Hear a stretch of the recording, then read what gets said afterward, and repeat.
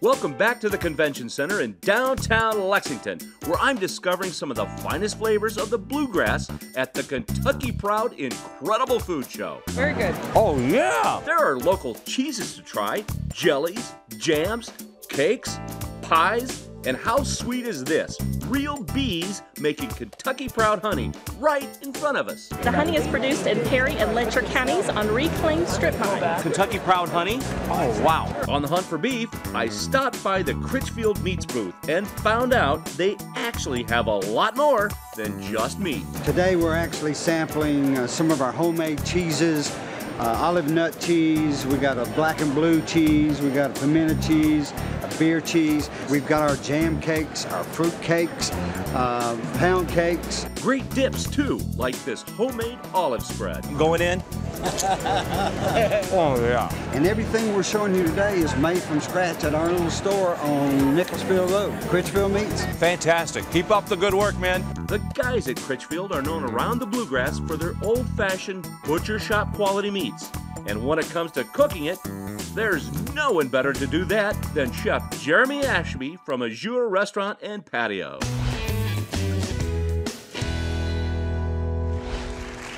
Welcome back to the Incredible Food Show here in Lexington, and I'm excited because I get to work with one of my dear friends, a great chef. You've seen him before on the show, Jeremy Ashby from Azur Restaurant and Patio. Hello, Chef. You are incredible. I love Azur Restaurant and Patio. We were talking about this earlier to the audience, but you know, it was one of those great places where you could come if you're dressed up or casual. You just feel welcome at all times. In fact, you told me that's why Azur. Tell me about that again. Come as you are, come A-Z-U-R. Yeah, it's a little play on words, but we are contemporary and casual. We think that's where everybody is moving towards. People don't want to get dressed up and then come back out to dinner. You can come home, you know, after work and stop by Azur in a tuxedo or in shorts and t-shirt and have a great meal and great service, and that's what we're here for. What are we going to cook up today, Jeremy? I've chosen to use Alltech Angus, which is one of my favorite things to serve at the restaurant. It's all natural, antibiotic-free beef. We buy it at Critchfield's, which is another great local company. I've been buying meat there for a long time and probably always will. You know, everybody seems to like some of the most popular cuts, the ribeyes, the fillets. This is something called a chuck flap. Chuck flap? Yeah, and it's a section of meat very, very close to the short rib. If you can see here, it's boneless and braises up a lot like pot roast. I've kind of got mine in some mirepoix and demi-glace. Demi-glace being a reduction of the meat. We've also got red wine in it.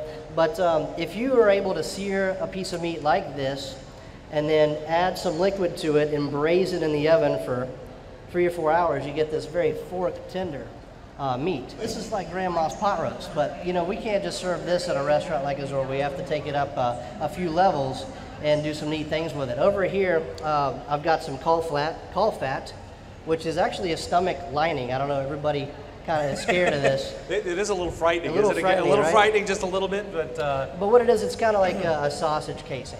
Okay. But it's more of the stomach lining. It's very clean. It doesn't really have any flavor to it. It just creates a nice crust. So what I like to do is take a piece of short rib like this that's been braised down and really succulent and juicy and place it right on a piece of caul fat. Okay. And then you can do really neat things with it and keep it contained. It's kind of like a little vessel that you can play with. I've got some Capriole goat cheese, Southern Indiana. I've mixed in some fresh herbs. I'm going to put that right on top of the short rib. Look at that. Okay. And then this is a Florida rock lobster tail. Lobster tail that you've actually... Yeah, we've taken it right out of the shell, just pulled the meat right off, and we'll place that right on top. Now, very good. What this caul fat will do is make a little vessel just to wrap it up and keep all the juices inside. Now, when this gets all wrapped up, what do you do to it next? All we're going to do is brown this guy off in a pan. All right. Yeah, with a little bit of olive oil. I've been using Stuardo's olive oil for a while, and let me tell you, this is the secret of the year for a chef. I've been introduced to this company recently, and I've got almost the entire product line in my kitchen. But anyway, I wanted to do a few sides for this dish here before we plate up the short rib. One thing I like to use this time of year is butternut squash.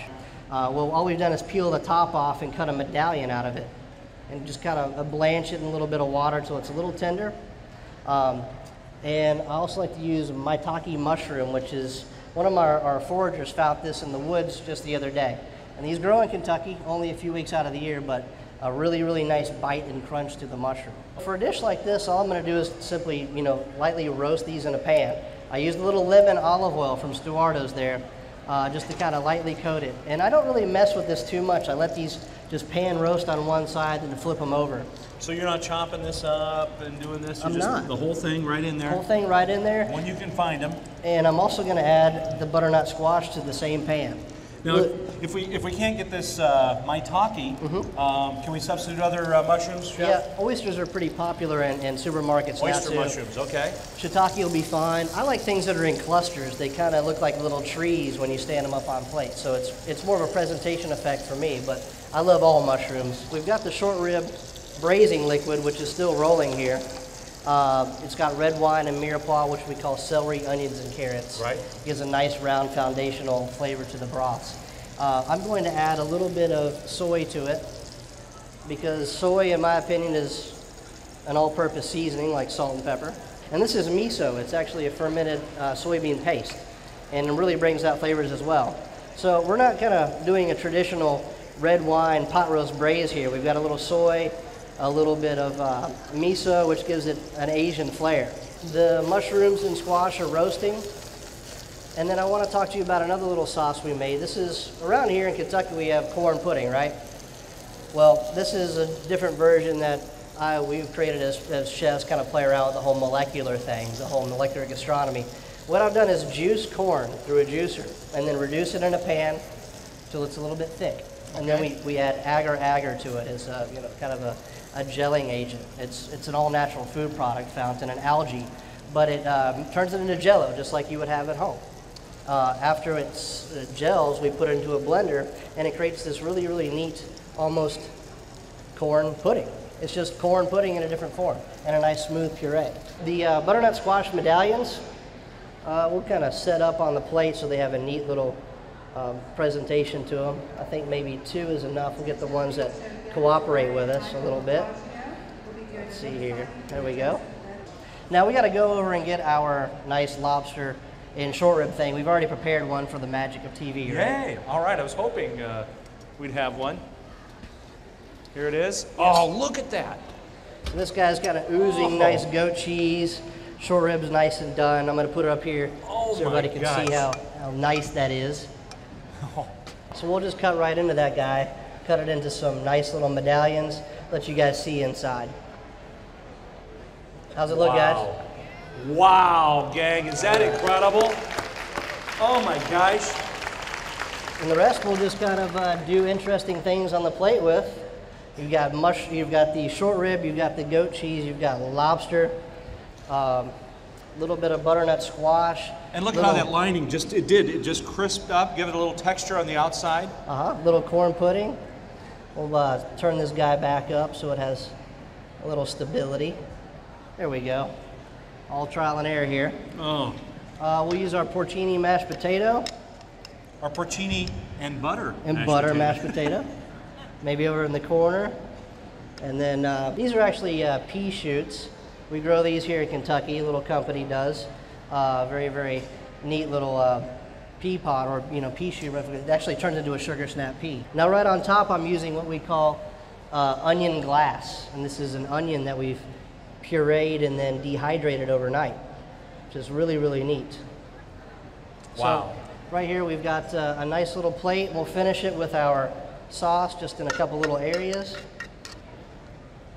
And we're just kind of playing around with some food today, trying to make an interesting dish with some fall plates. And this is what we came up with. That is absolutely beautiful, Chef. Oh, awesome. See, this is the kind of things you'll see at Azur. I mean, just look at that. Stay with us because I have a Kentucky Proud cocktail coming up. Jeremy, you going to stay with me with that? I'll bring on Chef John Foster from Sullivan. So stay with us when we come back, a Kentucky Proud cocktail.